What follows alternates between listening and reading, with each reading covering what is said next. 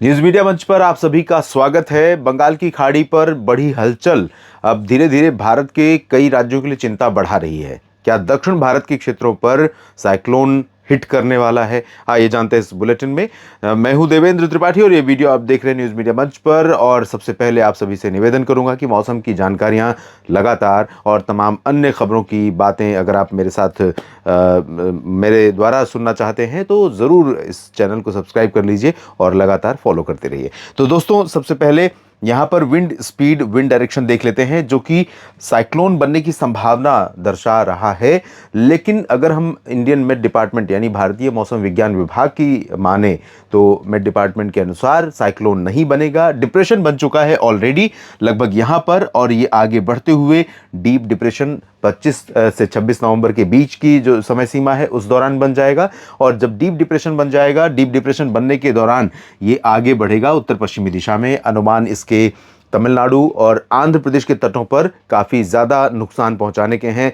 इसके कारण तमिलनाडु के तमाम इलाकों पर व्यापक वर्षा होने की संभावना है। श्रीलंका में भारी तबाही इस सिस्टम के कारण हो सकती है, साइक्लोन बने या न बने। डिप्रेशन जो होता है वो साइक्लोन से सिर्फ एक कदम पीछे की कड़ी है।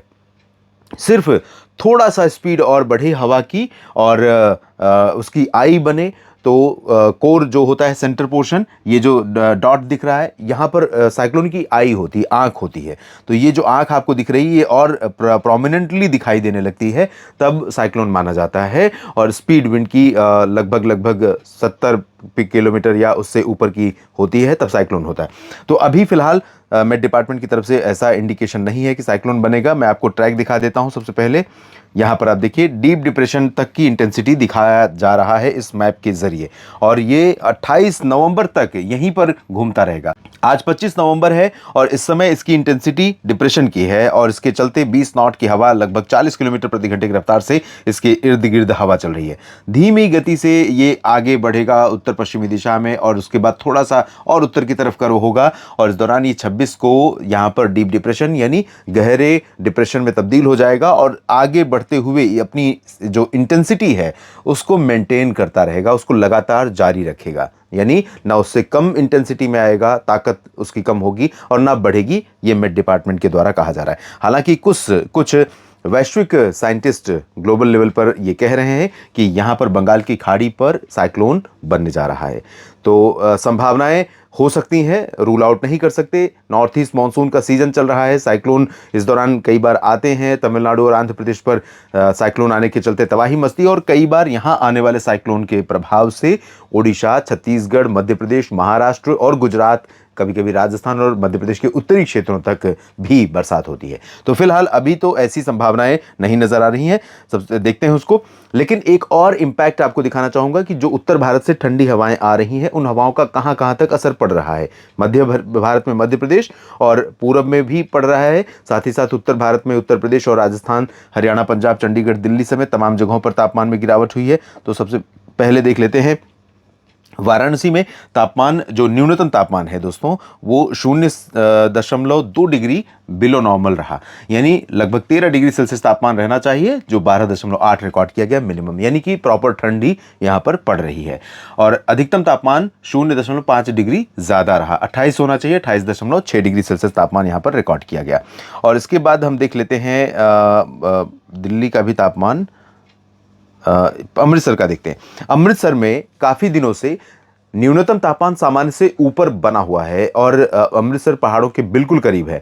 तो यहाँ पर तापमान इस समय तक 7 डिग्री सेल्सियस चला जाता है, जो 11 डिग्री रिकॉर्ड किया जा रहा है।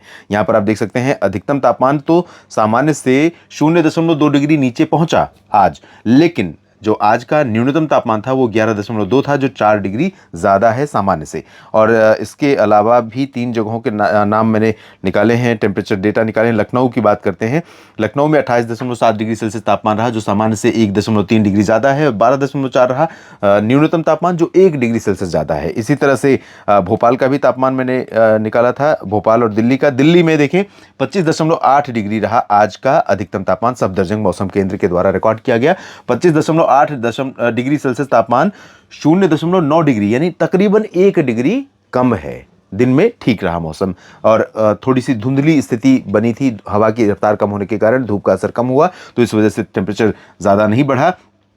न्यूनतम तापमान जो कि 10 डिग्री जा चुका है पिछले सप्ताह में, वो आज बढ़ते हुए 14 डिग्री पर पहुंच गया, सामान्य से 2.7 डिग्री ज्यादा, यानी 3 डिग्री ऊपर पहुंचा।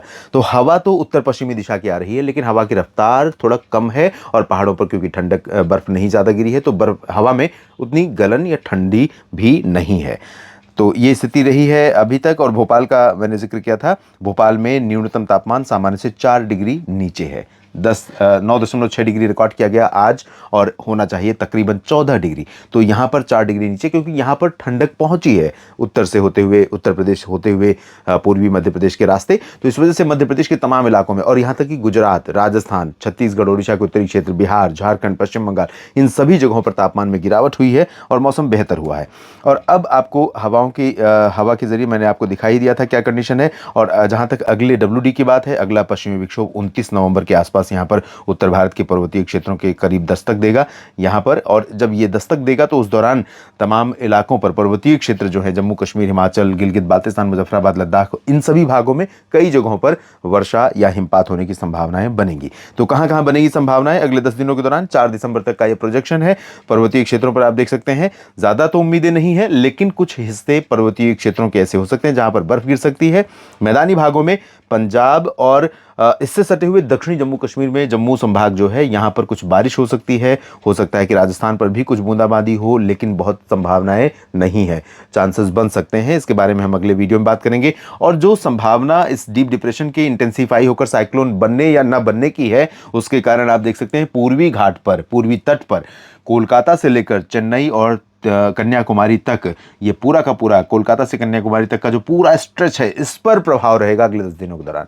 हवाएं तेज चलेंगी, गर्जना वाले बादल बनेंगे, बारिश की संभावनाएं रहेंगी, लेकिन सीवियरली इंपैक्ट अगर कहीं पर पड़ेगा तो वो होगा कोस्टल तमिलनाडु और कोस्टल AP, आंध्र प्रदेश, विशाखापट्टनम से लेकर विजयवाड़ा, नेल्लोर, मछलीपट्टनम, चेन्नई, पुदुचेरी, तंजावुर, कडलूर, साथ ही साथ पंबन, इन तमाम जगहों पर।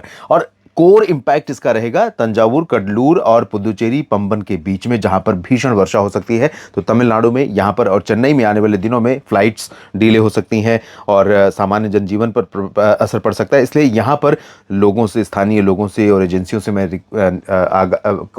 आगाह करूंगा कि जो मेट डिपार्टमेंट के द्वारा जारी अलर्ट्स हैं उनको अनदेखा या रूल आउट ना करें, उनको फॉलो करते रहें, ताकि किसी अप्रिय स्थिति का सामना आपको न करना पड़े और एजेंसियां भी चूक ना जाएं। और इसके अलावा यहाँ से आगे बढ़ते हुए केरल, कर्नाटक और आंतरिक तमिलनाडु के रीजन, लक्षद्वीप, साथ ही साथ कर्नाटक का पूरा रीजन, तेलंगाना, आंध्र प्रदेश का आंतरिक हिस्सा, इन सभी भागों में बरसात की संभावनाएं हैं। और थोड़ी बहुत बारिश 4 दिसंबर से पहले नासिक और जलगांव समेत, कोल्हापुर, सोलापुर समेत आसपास के भागों में भी हो सकती है। और कुछ छत्तीसगढ़ और ओडिशा के दक्षिणी क्षेत्रों में भी संभावनाएं बन सकती हैं। ओडिशा के तटों पर तो होगी ही होगी, आंतरिक इलाकों और छत्तीसगढ़ के तमाम इलाकों में भी हो सकती है। और मध्य प्रदेश पर भी कुछ बूंदाबांदी की संभावनाएं बन सकती हैं। हालांकि मॉडल उसको इंडिकेट नहीं कर रहा है, लेकिन मुझे ऐसा लगता है कि अगर परिस्थितियां अनुकूल बनी तो आने वाले दिनों में, यानी दिसंबर के पहले सप्ताह में, कुछ जगहों पर बूंदें पड़ सकती हैं मध्य प्रदेश में भी। बाकी जगहों पर फिलहाल अभी इसका प्रभाव नहीं रहेगा, लेकिन साइक्लोन बनेगा कि नहीं ये अभी स्पष्ट नहीं है। इसके बारे में मैं भी कुछ क्लियर नहीं कर पाऊंगा। 1-2 दिनों के ऑब्जर्वेशन के बाद चीजें स्पष्ट होंगी कि समुद्र की सतह का तापमान कैसा है, वर्टिकल विंड शेयर कैसी है, कितना इसको डायरेक्शन, कितनी गति से आगे बढ़ रहा है तटों के करीब, और कितनी एनर्जी मिलने की संभावना है। तब ये स्पष्ट हो पाएगा कि साइक्लोन बनेगा या नहीं। तो आपको अपडेट करूंगा। आप मेरे साथ बने रहिएगा न्यूज मीडिया मंच और मौसम तक चैनल पर। धन्यवाद।